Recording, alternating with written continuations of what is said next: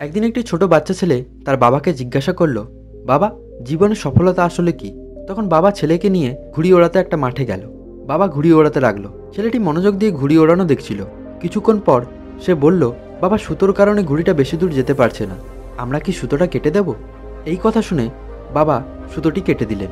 এবার ঘুড়িটি আরও উপরে উঠতে থাকলো এবং ক্রমশ দূরে যেতে থাকলো। কিছুক্ষণ পর দিগন্তে হারিয়ে গেল। তখন তার বাবা ছেলেটিকে জীবনে সফলতার মানে বোঝালেন। আমরা যে উপরে উঠতে চাইছি সেই উপরে ওঠা কিছু রীতিনীতি দ্বারা বাধাপ্রাপ্ত হচ্ছে, যেমন সংসার, পরিবার, সমাজ ইত্যাদি। আমরা এগুলো থেকে বাধামুক্ত হতে চাইছি, কিন্তু এগুলি হলো আসল সুতো যা আমাদের উপরে উঠতে সাহায্য করে। সুতো ছাড়া উপরে ওঠা অসম্ভব।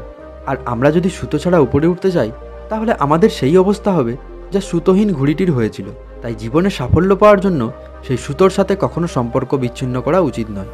পরিবার, আত্মীয়স্বজন ও সমাজকে সঙ্গে নিয়ে ধীরে ধীরে নিজের লক্ষ্যে অটুট থাকতে হবে। যদি লক্ষ্যে পৌঁছাতে মাঝপথে অনেক বাধা বিপত্তি আসে, সেই বাধাগুলোর অনেকাংশে তোমার সুতো মানে তোমার পরিবার ও বন্ধুবান্ধব দ্বারা সমাধান হয়ে যাবে।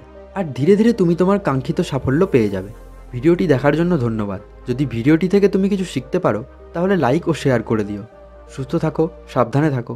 দেখা হচ্ছে পরের ভিডিওতে।